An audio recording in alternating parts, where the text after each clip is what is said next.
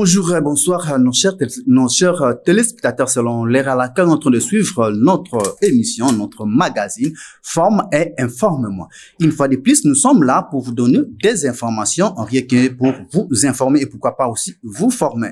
Comme vous avez suivi la fois dernière, nous étions avec un homme de la société civile, un président de la société civile de Vision 30. Il est encore rentré une fois de plus, encore pourquoi pas, pour répondre aux différentes préoccupations que vous avez posées par rapport à l'avancement de notre pays. Et il s'agit de Henri Kisangani, qui est le coordonnateur, président de la structure de la société civile Vision 30. Avant que nous puissions entrer dans notre matière, je passe d'abord la parole à monsieur Henri, président Henri, pour qu'enfin qu'il puisse saluer aussi nos chers téléspectateurs qui est en train de nous suivre en direct partout où là ils sont. Bonjour président Henri. Bonjour monsieur le journaliste. Comment vous allez? Je vais bien, monsieur le journaliste. Merci. La fois passée, nous étions avec vous, monsieur Henri, et que nos téléspectateurs sont déjà habitués avec vous parce que vous étiez ici dans notre plateau, vous avez donné vos avis, mais il y a aussi beaucoup de questions qui sont survenues et qui nous ont parvenues dans notre rédaction, dans notre chaîne. Je parlais bien de films télévision. C'est là où nous allons d'abord vous poser la première question qui nous a été posée. Êtes-vous satisfait de ce qui venait de se passer à l'Assemblée nationale parce que vous aviez dit que autrefois on avait roulé, on avait peur de Modeste Abati Lukwebo, mais ici le bureau définitif est déjà installé là où Vital Kamerhe est élu président de l'Assemblée nationale. Président Henri, d'abord avant que nous puissions entrer en profondeur, comment avez-vous apprécié cette élection? Monsieur le journaliste, en fait, avec les élections de l'Assemblée nationale, que les gens ont attendu depuis longtemps parce qu'elle devrait avoir lieu beaucoup de mois avant qu'elle ne soit organisée. En tout cas, personnellement, j'ai été satisfait de la manière dont l'Union sacrée est arrivée à sortir les tickets gagnants de l'Union sacrée, malgré les turbulences qu'il y a eu pour qu'on désigne tel en lieu et place de l'autre. Et en fait de compte, après l'élection, on est arrivé à voter les tickets qui a été désigné par l'Union sacrée. Et personnellement, je me dis, par rapport au discours et par rapport aux attentes de la population, moi, je me dis que c'est une Assemblée nationale qui va travailler pour l'intérêt de la population. Parce que quand déjà, dans le discours du président de l'Assemblée nationale, M. Vital Kamerhe Lwakagini, il a dit que, en fait, il va beaucoup axer son travail sur les contrôles parlementaires et cela sera permanent. Comme il va axer beaucoup son travail sur les contrôles parlementaires, je me dis que peut-être alors les coulages de fonds que nous remarquons ça et là dans les régies financières, donc il va même accompagner peut-être alors l'IGF qui à tout moment dénonce, qui à tout moment apporte des rapports sur la malversation financière dans les entreprises de l'État. Donc, la population et moi-même, donc nous sommes satisfaits de l'Assemblée nationale et de ce qui a été fait comme Assemblée nationale actuelle. Les membres qui sont là, d'ailleurs, tous les coins du pays se retrouvent dans l'Assemblée nationale. Et nous supposons qu'ils vont répondre aux attentes de la population. Par exemple, le taux du dollar qui ne cesse de galoper tout le temps. Moi, je me dis peut-être avec cette Assemblée nationale, ils vont mettre des mécanismes, ils vont amener le gouvernement à faire des mécanismes d'accompagnement pour que les taux des dollars soient maîtrisés au niveau du pays. Voilà, monsieur Henri, président Henri, il s'est dit que cette Assemblée nationale, il n'y a pas eu élection parce que la manière que ça s'est passé, c'est comme ici, la messe a été déjà dite bien avant, ça c'était que des formalités. Et on constate comme s'il y a vraiment une dictature qui venait d'être installée parce que il n'y a pas élection, ça c'était une formalité de ce qui s'est dit, ce qui s'est passé à l'Assemblée nationale. Qu'est-ce que vous répondez à ceux qui pensent que là, il n'y a eu pas élection? Parce que tous ces mondes-là ont été déjà choisis bien avant par le présidium, d'abord par le présidium, par leur famille politique, et il fallait seulement formaliser leur présence au bureau de l'Assemblée nationale. Merci beaucoup pour cette question. Moi, je dois vous répondre du tic au tac, vous disant que il y a eu élection. Parce que de tous ces candidats, si quelqu'un parmi les candidats ne parvenait pas à avoir 50% plus une voix par rapport aux attentes disons par rapport à ce qu'il y a comme règlement, même si l'étiquette l'aurait désigné, il ne passerait pas candidat, il ne passerait pas élu. Donc, on s'est dit qu'il y a eu vote parce qu'il n'y a aucun candidat qui a eu moins de 50% de suffrages voulus. Il y a eu élection, mais dans cette élection, on a dit, est-ce que vraiment c'était important de garder Mbosso Nkodia dans ses bureaux parce que Mbosso a déjà géré avec le bureau sortant et il a encore assumé avec le bureau provisoire et on les retrouve encore une fois de plus dans le bureau définitif. Est-ce que vraiment, n'est-ce pas que c'est une façon de plus de cautionner que la population, comme si vous les politiciens, vous êtes là que pour vos propres comptes parce que vous ne voyez pas que c'est Mbosso a beaucoup donné, il a tout donné. Qu'est-ce qu'il lui reste encore d'avoir ou de faire? Vous voyez, nous, acteurs de la société civile, quelquefois, nous ne comprenons pas les politiciens. Parce que si nous nous posons des questions, qu'est-ce qui fait qu'il continue à persister pour qu'il soit un des membres du bureau définitif? C'est lui qui était président. Il accepte d'être deuxième vice-président. Donc là, il y a quelque chose qui est caché. Mais on se pose d'autres questions. Est-ce que pendant qu'on a fait les primaires, est-ce qu'il n'y avait pas de problèmes à l'interne? Est-ce que peut-être il n'était pas l'homme que les pouvoirs voulaient qu'il soit président de l'Assemblée nationale? Peut-être, bon, beaucoup de questions se posent par rapport à sa persistance pour qu'il soit dans les bureaux définitifs. Et il n'y a pas un bon arbitrage parce que si au niveau de l'Union sacrée, on pouvait décider que désormais c'est elle qui est candidat, bon, je ne pense pas qu'il y aurait celui qui dirait non. Et donc, on a besoin d'avoir des institutions très fortes. On a besoin d'avoir des hommes qui comprennent que réellement, on n'a pas besoin des hommes forts, mais on a besoin des institutions fortes. Mais dans ce pays, les hommes veulent être forts que les institutions qu'ils gèrent. Mais on se dit peut-être avec le temps, la population, parce qu'il y a les parlements debout qui existent dans tous les partis politiques, on va essayer de les amener à gérer tel que veut la population. Mais vous entendez dire qu'on va les amener tel que veut la population, mais je ne sais pas si si nous sommes dans quel pays. Partout dans le monde, quand on élit une assemblée nationale, c'est pour accompagner les chefs de l'État. Et c'est pour accompagner la vision des chefs de l'État. Mais avec cette élection qui s'est faite, vous pensez que c'est ceux-là qui sont élus au bureau définitif, ils seront là pour contredire les actions du chef de l'État via le gouvernement qui sera mis en place. Parce que les gouvernements sont protégés et le gouvernement est protégé, par ses députés nationaux. Mais vous dites qu'ils vont répondre aux aspirations de la population. Comment ça va se passer? Par quelle machine? Vous voyez déjà l'Assemblée qui est installée, c'est pour d'abord, comme on a dit, faire un contrôle permanent. Un contrôle parlementaire qui est permanent. On va faire le contrôle où? C'est au niveau du gouvernement. Comme je vous disais tantôt, c'est pourquoi d'ailleurs il y a beaucoup de conflits et de problèmes au niveau de la population. Parce que les gouvernements, les chefs du gouvernement, les premiers ministres, c'est à lui qu'on devrait doiter du doigt si ça ne va pas. La guerre à l'Est, ce n'est pas au président qu'on devrait à tout moment dire pourquoi ça ne va pas à l'Est. Ce n'est pas même au Parlement qu'on devrait dire pourquoi ça ne va pas à l'Est. C'est au chef du gouvernement qu'on devrait à tout moment poser des questions. Pourquoi ça ne va pas à l'Est? Alors, quand vous dites, vous voulez savoir oui, parce qu'ils vont protéger que le gouvernement, ils vont pas faire le contrôle que peut-être vous parlez. L'Assemblée nationale ne peut pas être là pour protéger le gouvernement parce qu'ils ont dit qu'ils feront le contrôle parlementaire d'une manière pas permanente.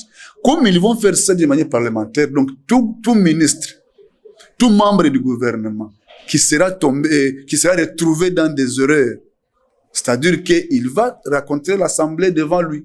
Parce donc il y aura beaucoup d'interpellations, parce que comme nous connaissons notre pays, beaucoup de gens ont pris la corruption. Vous êtes sûr que ces interpellations vont passer, ces interpellations ne seront pas gelées par le bureau? Bon, comme je le disais tantôt, ça ne sera pas gelé parce que, en fait, si on fait des contrôles parlementaires, ce n'est pas pour que simplement il y ait des arrestations, pas simplement, mais qu'on amène les gens à changer. Que les gens arrivent à avoir des mentalités changées. Donc, si on a interpellé quelqu'un et que devant, et que à la RTNC ça passe, comment on est en train de l'auditionner, comment il est en train de répondre, comment il a géré les fonds de l'État. Bon, il aura toujours peur de revenir les mêmes erreurs parce qu'il sera tout le moment interpellé et la personne va suivre ce qui se passe. On a dit que toutes les séances, toutes les plénières qui seront faites au niveau de l'Assemblée nationale, on a dit que ça se passera à la RTNC, donc la personne va suivre. Donc, si les ministres sont interpellés, à tout moment, la personne va suivre comment il est en train de bouger sur la chaise électrique par rapport à ce qu'il a fait. De bouger sur la chaise électrique par rapport à ce qu'il a fait. Et vous croyez à ça que cette fois-ci, il y aura réellement l'Assemblée nationale qui dirige Vital Kamerhe va mener un changement? Vous croyez à ça? Non, c'est une Assemblée nationale qui a des personnalités quand même reconnues avec des valeurs morales qui ne sont pas négligées. Si vous voyez le professeur Jack Joly qui est dans ce bureau, c'est un grand constitutionnaliste de la RDC. Donc, il y a des choses que vous allez voir qui vont changer dans ce pays par rapport aux attentes de la population. Parce que la population a des attentes et a des besoins réels criants et on suppose que à travers l'Assemblée nationale qui a été mise en place, on va trouver une solution.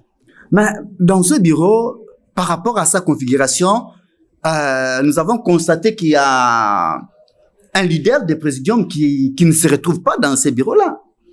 Il s'agit de Jean-Pierre Bemba, dont sa candidate a été retirée, et puis on a laissé la place à une autre personne, comme si Jean-Pierre Bemba et les ministres ne se retrouvent pas. Parce que Jacques Joly n'est plus de l'MLC. Jacques Joly, il a son parti politique. Nous le savons bien, c'est-à-dire que pour arriver à sortir ces bureaux, il y a eu des concertations, plusieurs concertations, dans lesquelles Jean-Pierre Bemba, Excellence Jean-Pierre Bemba, a participé. Donc lui-même a accepté, il a trouvé que même s'il retirait son candidat qu'il avait désigné, il sait où est-ce qu'il va se retrouver.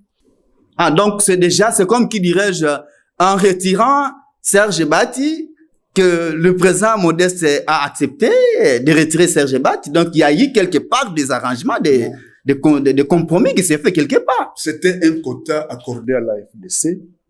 Étant donné que c'était un quota accordé à l'AFDC, les présidents statutaires de l'AFDCA, les professeurs Modeste Bahati Lukwebo, avaient décidé avec tous les présidents des partis politiques qui composent l'AFDCA, ils ont conclu qu'on mette un autre candidat qui sera aussi accepté par les présidiums de l'Union sacrée. C'est ainsi qu'on a pris une autre dame, l'honorable Paul. Ah, et vous pensez que cette dame-là va réellement défendre? Elle ne va pas subir aussi le coup de... Parce que l'autre fois, quand nous étions ici avec vous dans une émission, ici, vous avez parlé des coups qui étaient montés contre Bati. Et cette fois-ci, j'espère bien que cette fois-ci, les intérêts, cette dame-là ne va pas trahir Modeste Bati. Vous savez, le régime actuel, comme le régime passé, il y a beaucoup d'hypocrisie. Oui. Il y a méfiance entre les acteurs politiques. Donc, en fait, nous sommes dans la politique.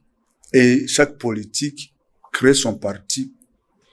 Et comme l'INC était un des grands partis au niveau du pays, ils ont créé ce parti pour conquérir les pouvoirs et les conserver le plus longtemps possible.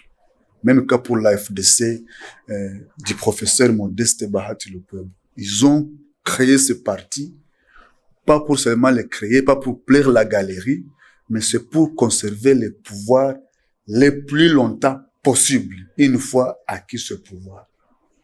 Alors, tellement que déjà Vital Kamerhe est déjà à l'Assemblée nationale, il doit faire en sorte que son parti politique puisse avoir autant de racines pour que, dans les discussions qui vont venir après 2025, 2026, 2027, que son parti pèse, qu'il dise non, je peux aussi faire ça ou cela.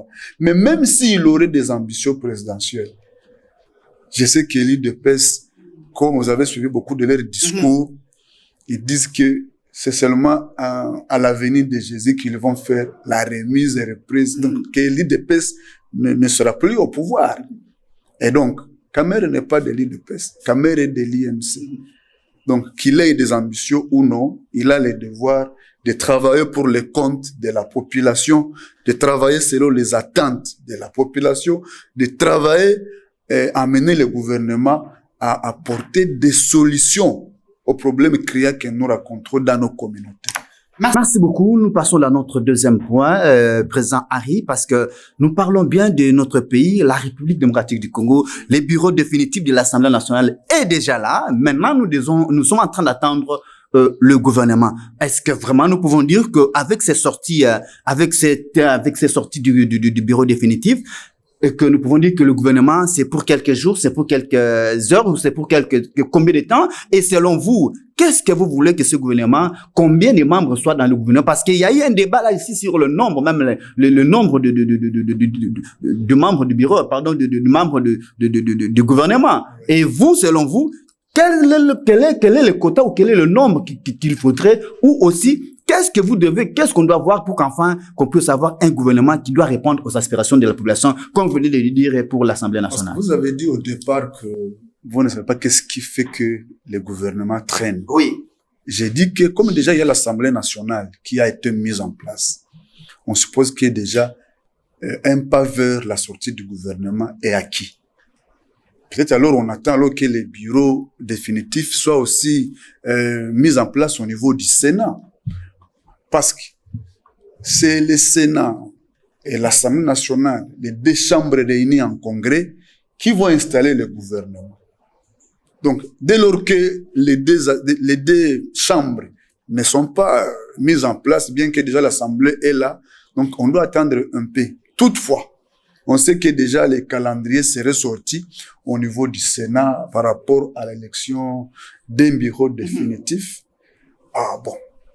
C'est à ce moment-là, alors qu'on saura, une fois le Sénat mis aussi en place et que déjà le gouvernement est là, qu'on va l'installer. Est-ce que vous pensez encore que, pour rentrer encore un peu en arrière, que cette fois-ci, l'autorité morale de la FDC va encore revenir au perchoir du Sénat comme Mosso a gardé une de ses fonctions comme deuxième vice-président, et Bat aussi pourrait aussi revenir au bureau au perchoir de l'Assemblée nationale. Du Sénat. Le président Bahati, c'est un légaliste.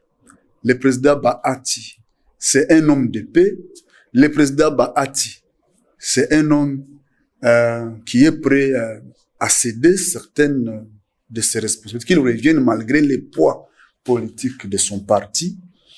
Et je sais déjà avec la configuration actuelle de ceux qui ont déjà été nommés. Par exemple, je prends le président de l'Assemblée nationale. Il est d'ici de Kivu, à l'Est. Je prends le premier ministre, la première ministre.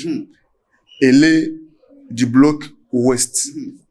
Congo central. Congo central. Alors qu'il y a une partie importante de ce pays qui n'a pas encore une institution. C'est les Katanga. En principe, comme on connaît le poids de la FDC, comme on connaît ce que Bahati a apporté dans ce pays pour que les institutions soient stables, comme nous les voyons aujourd'hui, il peut ne pas être candidat au niveau du Sénat si on accorde la présidence à la FDC va désigner un candidat, soit du Katanga, pour qu'il soit le président du Sénat. Il peut ne pas être le prof modeste, mais qu'il soit un candidat désigné par la FDC.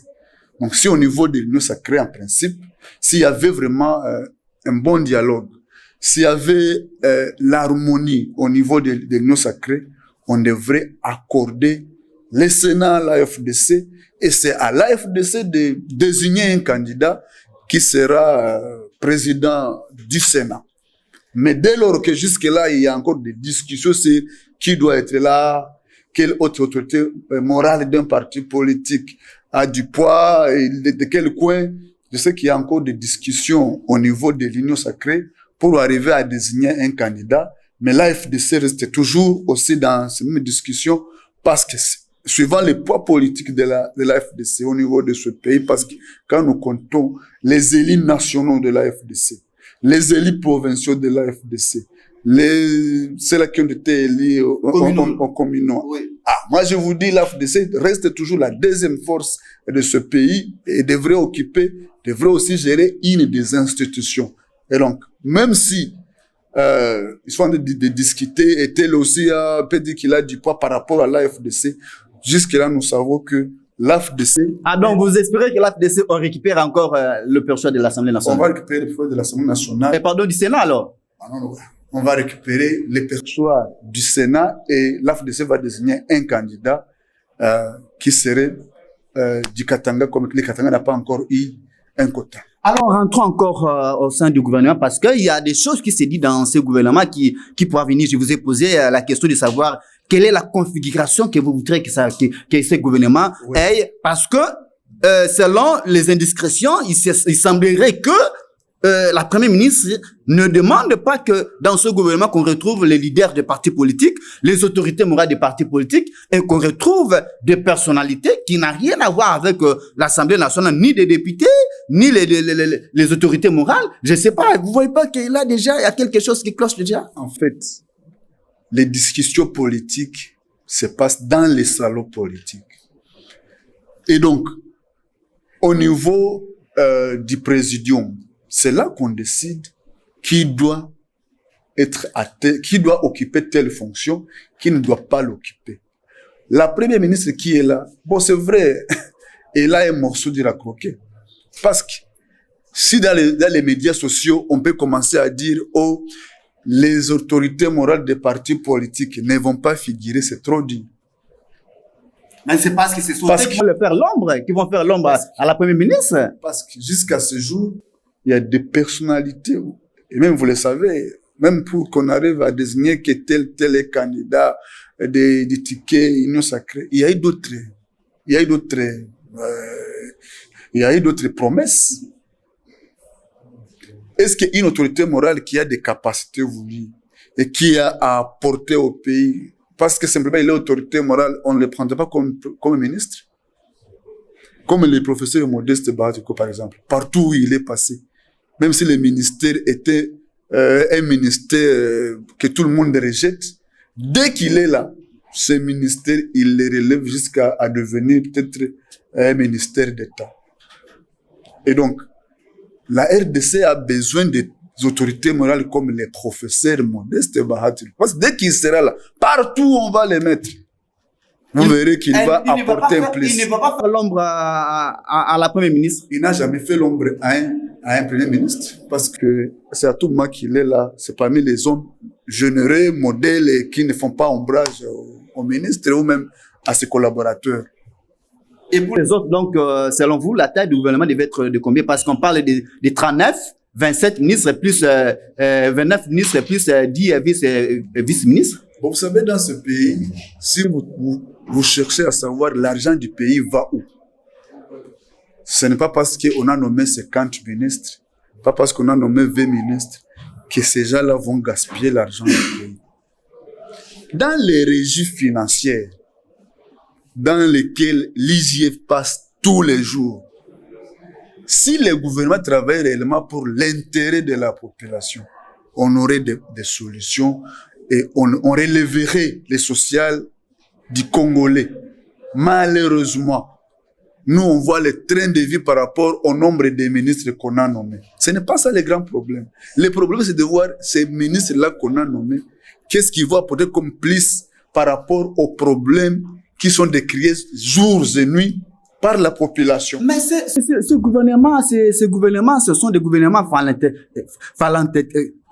falentesques et aussi sont des gouvernements qui est budgétivore. Bah, voilà pourquoi on dit qu'il faut réduire le temps de vie, C'est ce que je disais tantôt. Moi, je disais que ce n'est pas parce que le gouvernement a 30 ministres, a 50 ministres, qu'on va beaucoup gaspiller les finances publiques. J'ai dit ceci que, bien que le nombre de ministres puisse être réduit ou élevé, il faut simplement qu'il y ait des objectifs.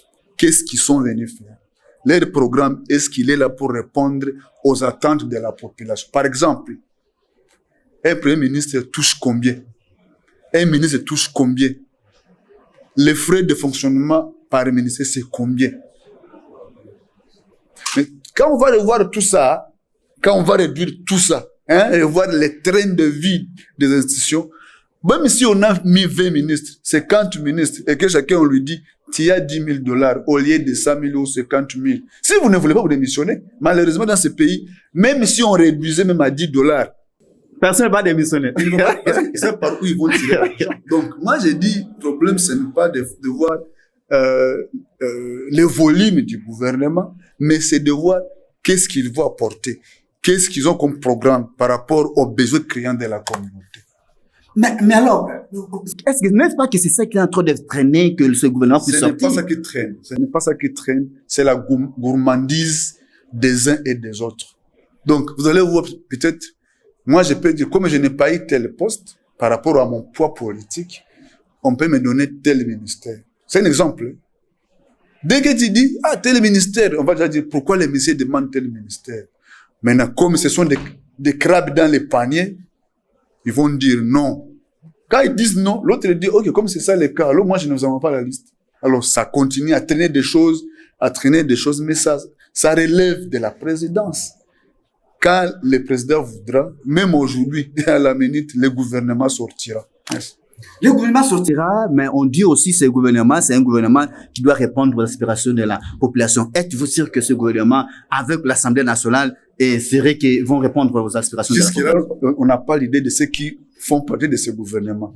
Quand on saura, et il y a tel, ça se moment qu'on saura, qu'on aura une idée sur ce qui pourra être par rapport à ce qu'ils peuvent apporter aux problèmes de la population congolaise. Merci beaucoup. Nous arrivons pratiquement mais lentement vers la fin de notre entretien, notre émission de ces pays pour nous. Mais, Monsieur Henri, la question que je vous pose encore, parce que il se pose que il y a toujours ces problèmes-là qui se citent, des débats qui disent, nous voilà, les gouvernements traînent parce que la Constitution, quelque part, la Constitution bloque. Donc, vous pensez que vous êtes d'avis avec ceux qui pensent que le gouvernement est en train de traîner parce que dans la Constitution, il y a des articles qui font que le gouvernement ne puisse pas sortir du coup. Donc, il faudrait revoir cette Constitution. Êtes-vous de cet avis-là? Par rapport à ce débat, c'est un faux débat. Donc, les gens voudraient simplement justifier à l'avenir les mobiles qui peuvent les amener à modifier certains articles de la Constitution. Mais moi, je pense que ce n'est pas le moment. Le moment, c'est de voir comment mettre fin à la guerre de l'Est. Le moment, c'est de voir comment protéger nos frontières, les limites de la RDC, comment faire en sorte que les social du Congolais soient relevés, comment faire en sorte que l'enseignant congolais, les militaires congolais vivent dans les conditions au moins voulues, pour qu'eux aussi sachent comment nouer les deux bouts du mois. Donc pour vous, la révision constitutionnelle n'est pas prioritaire. Non. Et donc le blocage ici ne vous dit absolument rien. Vous comprenez que moi je dis que la constitution, la réviser, c'est pas une priorité. Quand on va à l'Est, maintenant là, vous voyez que déjà les rebelles sont à la porte de la ville de Goma. Oui. Et une partie de ces rebelles est entrée d'aller vers le sud Kivu. Oui, nous arriverons parce que c'est notre dernier point. Donc moi je voulais dire quoi? Si on dit on va réviser la Constitution, alors qu'il y a encore les 9 voisins rongeurs avec lesquels on n'a pas encore trouvé l'attente, avec lesquels la confiance n'est pas acquise, parce que si tu vois les 9 voisins rongeurs, si tu vois les Rwandais, vous verrez qu'il y a des territoires congolais qui ont déjà grignoté. Si tu vois les Burundi, vous verrez qu'eux-mêmes ont déjà grignoté d'autres territoires. Si tu vois la Zambie également, l'Angola, même chose. Et si tu vois le Congo-Brazza, si vous verrez très bien, vous verrez qu'il y a des territoires que ces pays-là, que je viens de citer, les 9 voisins rongés, ont déjà rongé sur la RDC. Alors, quels sont les besoins de la population par rapport à la paix, sécurité? Ce n'est pas la Constitution. Ce n'est pas la Constitution. La population a besoin d'avoir une paix durable. La population a besoin d'avoir une sécurité. A besoin d'avoir de l'eau. A besoin d'avoir une éducation de ses enfants. Malheureusement, bien qu'il y ait aussi l'éducation au niveau de notre pays, n'a pas de la gratuité de l'éducation est là. Bon, ça évolue à pas de tortilles, parce qu'on ne peut pas dire que tout est négatif. On sait qu'à l'avenir, avec le temps, elle sera effective. Elle sera effective. Nous allons à notre dernier point. Là où nous parlons de ce qui se passe à l'est de la République démocratique du Congo. Oui. Le M23 est en train, voulait avancer. Mais c'est comme s'ils ont trouvé, une barrière féroce, vers Goma, parce qu'ils ne progressent plus vers Goma. Mais ils se dirigent, on est en train de sentir qu'ils ont maintenant changé la fusil d'épaule parce qu'ils se dirigent vers, le sud Kivu. Là, on entend du jour le jour que les bombes, ils ont largué des bombes, et la population est en train de fuir. N'est-ce pas aussi que, comme si M23 a changé de stratégie? Bon, tout d'abord, parlant du M23, si aujourd'hui le M23 a trouvé des blocages, ce n'est pas parce que le gouvernement a beaucoup travaillé, pas parce que le gouvernement a envoyé une force dissuasive. C'est parce qu'au niveau de là que le M23 est installé, il y a résistance de la population. La population a toujours résisté et a toujours résisté malgré les morts d'hommes de chaque jour. Mais du fait que la population n'est pas d'accord avec les M23, c'est pourquoi à tout moment qu'ils avancent, les Matés, les Wazalendo se créent et ils les refoulent encore, ainsi de suite. Mais moi, j'ai toujours constaté que les M23 n'a pas l'envie d'aller dans la ville de Goma. Ils ne veulent pas progresser vers Goma. N'a pas l'envie même d'aller au niveau de Bukavu. Parce que si vous voyez les Rwandais qui attaquent la RDC, l'aéroport de Goma, c'est à quelques mètres. Pas kilomètres, quelques mètres. Quelques mètres du Rwanda. Et donc, comme à tout moment, ils entrent à Bunagana comme ils veulent. Quand ils entrent à Bunagana, ils entrent comme ils veulent. Qu'est-ce qui ferait qu'ils n'entrent pas aussi à Goma comme ils veulent? Mais ils veulent simplement contrôler les milliers dans lesquels il y a des minéraux, les sites miniers, pour qu'ils aient des minéraux afin de financer comme il se doit la guerre et de financer les projets qu'il y a dans les pays qui les envoient. Mais alors, pour vous, qu'est-ce que vous devez faire pour mettre fin à cette insécurité qui règne toujours à l'est de la République démocratique du Congo? Parce que c'est comme s'il y a ces menaces-là qui est perdurée, et qui perdurent du jour le jour. Donc, c'est comme s'il n'y a pas une solution parce que le chef de l'État refuse toujours des négociations. Il faut d'abord un dialogue franc avec les partenaires de la RDC. Un dialogue franc. Parce que la RDC a autant de partenaires, la France, les États-Unis, la Chine et quoi. Ce sont des partenaires, ce sont des alliés à la RDC. Mais même les alliés de la RDC sont également des alliés aux pays qui nous attaquent. C'est pourquoi la solution devrait être recherchée à tous les niveaux. Au niveau local, au niveau régional et au niveau international. Parce que si les Rwandais à tout moment s'attaquent à la RDC, ils ont comme motif qu'ils sont menacés par les FDLR. Mais qui a fait entrer les FDLR au pays? Ce n'est pas la France. La France a accepté que les FDLR puissent entrer au pays, les Hutus à l'époque, avec des armes. Sans un mécanisme quelconque de les retirer des armes. Ils sont entrés au pays, en entrant au pays, alors qu'il fallait les déplacer à autant de kilomètres par rapport au milieu de provenance. Tout ça, ils n'ont pas respecté. C'est ainsi que chaque fois que les Rwandais ont le souci d'entrer au pays, ils exhibent les motifs menace FDLR. Donc, à tout moment qu'on cherchera la solution, il faut d'abord que ces pays-là, qui se disent amis à la RDC, se disent la vérité. Mais la SADC est là. La SADC est là. Au niveau de l'Est, les gens qui sont au niveau de l'Est, qui sont au niveau des villes, ont d'autres informations, ont d'autres préjugés par rapport à ces mouvements qui viennent au SADC et à C. Parce qu'il se pourrait, il y a des rumeurs selon lesquelles on voit quelqu'un aujourd'hui dans le M23, mais quand demain l'EAC va venir, on voit la même personne qui était au M23, mais il redevient EAC. Et donc, c'est pourquoi, quand le professeur Modeste Bahati Lukwebo avait dit en passant que il fallait que la MONUSCO puisse partir, puisse rentrer, puisse partir, parce qu'il avait demandé à la population, elle aussi avait dit qu'il fallait que la MONUSCO parte. Mais on l'avait traité qu'il intoxiquait la population. C'est ça, parce qu'au Congo, quand quelqu'un dit la vérité, quand quelqu'un est du côté de la population, Et surtout comme lui, il n'est pas populiste, les gens ont toujours cherché à nuire les bonnes personnes comme Bahati Lukwebo. Donc, aujourd'hui, pour que la paix revienne à l'Est, il faut que les gens se disent la vérité autour d'une table. Autour d'une table, l'opposition est en train de réclamer jour et nuit. Je vois les idées via la Mouka dans son ensemble, via Prince Penge,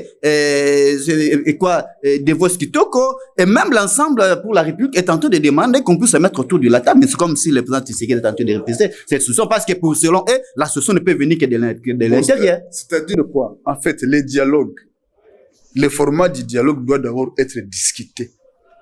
Parce qu'on va discuter avec qui seront les médiateurs dans la discussion.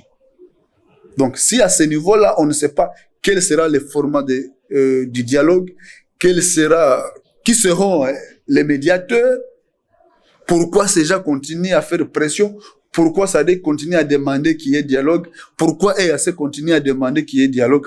Quand la RDC va comprendre tous ces paramètres, pour par la fait, la RDC acceptera qu'il y ait un dialogue national, mais j'ai dit que on doit gérer ça à tous les niveaux. Au niveau local, national, même international. Voilà, nous terminons par ces points ici. J'espère bien que vous êtes Congolais comme nous. Oui. Étant Congolais, nous avons vu des aventures se produire dimanche écoulé. Là, nous avons vu un groupe de mercenaires venir secouer la République démocratique du Congo en faisant un coup d'État avec leur leader Christian Malanga. Vous, en tant que leader d'un mouvement Vision 30, comment avez-vous apprécié cela? Est-ce vraiment... Vous pensez que c'est encore normal qu'on puisse obtenir le pouvoir par un coup de force? La démocratie en RDC est en train d'évoluer et il ne fallait pas qu'on puisse observer un recul permanent de la démocratie. Parce que si au niveau de la diaspora, si au niveau du pays, les gens peuvent penser qu'il faut bouleverser les pouvoirs pour qu'on apporte des changements, en tout cas c'est à côté. Personnellement, je ne suis pas d'accord. Je ne suis pas content de voir que les Congolais puissent réfléchir qu'il faut passer par les armes pour qu'on change, pour qu'on amène les Congolais à changer ses mentalités. Merci beaucoup. Ce que je vous demande, Monsieur Henri, regardez ce qu'on est en train de suivre devant la caméra. Ouais. Mettez votre main à cœur. En mettant votre main à cœur, ce que vous allez dire, c'est la vérité. Ouais. Et vous allez dire que la vérité. Qu'est-ce que vous voulez que ces pays, qu'est-ce que vous voulez que le chef de l'État fasse pour qu'enfin ces pays puissent décoller main à cœur? Que tout d'abord, on ait un gouvernement de cohésion nationale. Un gouvernement qui intègre toutes les forces politiques du pays. Sans discrimination aucune. Un pays dans lequel on aura un gouvernement où il y a la société civile, les acteurs de la société civile, parce que ont une autre pensée et une autre vision sur la population. Qui est un gouvernement qui va aussi faire en sorte que les problèmes du Congolais soient leur priorité. Donc faire en sorte que la paix revienne à l'Est, faire en sorte que les 9 voisins rongeurs puissent être des vrais amis à la RDC, puissent vivre en harmonie avec la RDC. Si vous avez demandé d'écouter les chefs de l'État, d'écouter l'autorité morale Modeste Bahati, vous l'écouterez combien? Non, en fait, les professeurs Modeste Bahati Lukwebo, dans ce gouvernement, c'est parmi les piliers, d'abord de l'Union sacrée. D'ailleurs, on parle de Kitengeso, on parle de Kabunda, un professeur Modeste Bahati Lukwebo, sont les piliers de l'Union sacrée, sont les gens qui ont fait que l'Union sacrée soit créée, sont les gens qui ont montré la nécessité de mettre en place une forme politique qui devait faire en sorte que toutes les forces politiques puissent fédérer. Et aujourd'hui, avec l'Union sacrée, vous voyez combien les chefs de l'État a eu comme résultat. Et tout le monde aujourd'hui est en train de venir vers l'Union sacrée. Bien que c'était veulent créer d'autres plateformes à l'intérieur de l'Union sacrée, mais l'Union sacrée est la maîtresse. Et le professeur Modeste Bahati Lukwebo est parmi les colonnes d'ailleurs une des colonnes vertébrales qui constitue l'Union sacrée, et comme il est loyal, fidèle à monsieur le président de la République, nous savons que, en tout cas, en termes de ce qu'il a apporté comme plus, il est au-delà de tout le monde. Combien de pourcents? Je dis au-delà de tout le monde, pas moins de 7/10. 7/10? Oui. Le chef de l'État lui-même? Ah non, le chef de l'État a fait ce qu'il pouvait faire. Parce que peut-être ni Tété, lui, déjà les pays partiraient. Mais sur le plan diplomatique, il est allé ça et là pour chercher la paix. Et nous avons l'espoir que la paix va revenir.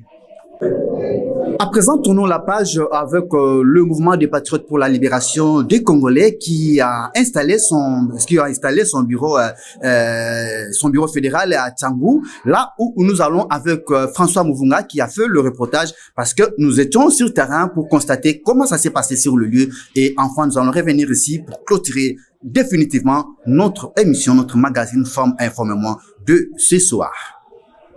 Merci beaucoup. Yali Bosso, merci. Naba Congolais nyonso bazwi libakwa pour la nabiso, bisika nyonso bao bazana mboka po bazali banda. Parti to mouvement nabiso eza mouvement des patriotes pour la libération des Congolais, MPLC en sigle. Car ndengo tuni motuna na yo likanisi ezali ete mouvement nabiso esengeli ezala implanté na Kinshasa mobimba. Le wuta to bandaki ba réunion nabiso wuta to bandaki ko sangana de to kanisi to banda installation ya ba fédération, comme ça ba fédération ba banda ko installer ba communaux de yango moni to ye awa mekasi yambo to progresser na motuna na yo na lingi nanu ko condamné acte oyo esalemaki na niveau ya palais de la nation oyo tomoni ba congolais bandeko na biso ba congolais ba zui mandoki pona koluka ko renverser pouvoir biso ba patriotes toza na besoin to enseigner patriotisme bolingo ya mboka kozwa pouvoir na ba coup de force to boyi yango pe toza ko condamner yango acte oyo esalemaki wana tokoki ata mukolo moko te ko soutenir bandeko bazwa mandoki pona ba renverser pouvoir oyo eza déjà établi démocratiquement. Donc condamner geste wana mais toza ko soutenir ba institution eza en place tout en enseignant kotalisa bandeko na biso patriotisme bolingo ya mboka pour que permettre biso na mikolo ezali koya makambo ekende malamu. Donc toyaki awa ko installer fédération ya Tchangou 1 sima bango ba installer na ba commune na ba cellule pour que mouvement na biso ekende musika tolingi patriotisme ezala installer bisika nyonso yango moni toza ko travailler na kati ya unité na kati ya amour na kati ya travail. Et puis slogan la biso ezali oui c'est possible. Mingi bazo tuna est-ce que patriotisme kokota na mboka na biso tolobi oui parce que mboka na biso Congo na to koma patrité tozala rande pays yango tozo travailler pour to koma patrie elingo loba bato basangani na famille moko pona bolamu ya esika wana nde yango moni tolobi ke la patrie et le peuple se retrouvent et tolobi oui c'est possible. Peto lobby ke ndenge tozaboye na nzambe tokosala ba exploit. Donc tozo bangate tozo kende na patriotisme malembe timboka na biso toko créer ba patriote ya solo pour que changement ekota na mboka na biso.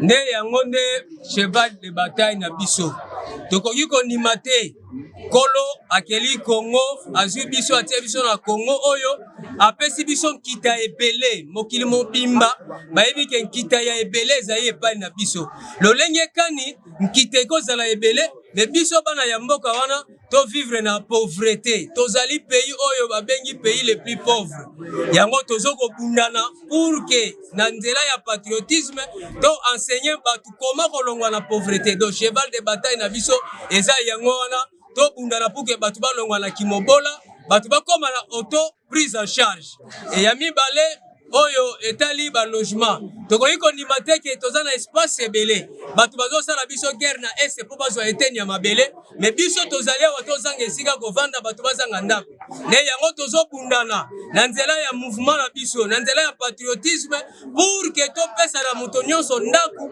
esika kolala esika kovanda ya kimia pe amene vie na ye na lolenge ya malamu pe nyonso wana tosala yango na kati na amour du prochain, na kati na amour na bolingo entre biso bandeko. Voilà eyano na ngai yango wana. Merci pour na maloba, monsieur le journaliste. Mukumba oyo président ya mouvement Jean-Serge Mwanda apesi ngai pona ko diriger fédération ya Tchangu 1 ezali charge na ngai. Nandimi yango na kolemba yango te na kokende nango tina suka. Il fallait trouver solution. Ya mboka na biso, ya ba patriote o bazo nyokama. Ndenge président Jean-Serge Mwanda, président ya mouvement MPC a lobby keno biso esengeli to bunda pona mboka na biso. Ngai nazali président fédéral ya Tchangu 1, lelo ba pesi ngai Mukumba na interfédéral na président pe ba national nyonso tout. Ngai na ndimi komema Mukumba na ngati na suka. Na kokamba yango tina suka. Pe na kokolisa ba misusu pe ba oyo bayoki ndingisa ndenge président a lobby baya ebele ba fils d'adhésion et baya to comme ebele pour que patriotisme na biso ekende liboso pe mouvement na biso ekende liboso. Yango nde na pesi président na biso ya mouvement Jean-Serge Mwanda, merci mingi na oya asali na événement monene asali na mokolo ya lelo dimanche ya le 26 mai 2024 vraiment na kati ya Tchangu etikali vraiment donc élément monene. Donc adresse na biso ezali awa na Mangele numéro 167 bis juste référence et so de mouton Pascal. Boya ba fiche adhésion eza ebele bo s'adhérer pour que tokende liboso. Merci. Merci, c'est par là que nous mettons fin à notre magazine de ce soir. Vous avez compris que nous étions avec Henri Kisangani, qui est le coordinateur de Vision 30. Et à la fin, nous avons eu le parti politique Mouvement de Libération, Mouvement des Patriotes pour la Libération de Congolais, là où nous avons vu comment ça s'est déroulé sur le lieu parce que nous étions à Tchangu. Là, vous avez compris que ce parti est en train vraiment d'installer ses assises, d'implanter ses assises parce que vous avez senti que 2028, c'est déjà demain et il y a des partis politiques qui se sont déjà réveillés. Là où je vois Jean-Serge Mwanda qui est en train d'installer son parti politique et je dis merci, suivez-nous dans une autre émission avec l'équipe technique. Vraiment, nous sommes là. Si vous avez besoin d'un reportage, appelez-nous. Nous allons participer à la visibilité de vos actions. Et aussi, si votre émission, si cette émission vous a plu ou ça ne vous a pas plu, prenez le numéro qui est affiché sur le bas de l'écran. Appelez-nous. J'espère bien. Le plateau est disponible pour vous pour qu'enfin vous aussi puissiez venir émettre aussi vos avis et pourquoi pas vos commentaires. Merci. À la prochaine. You make me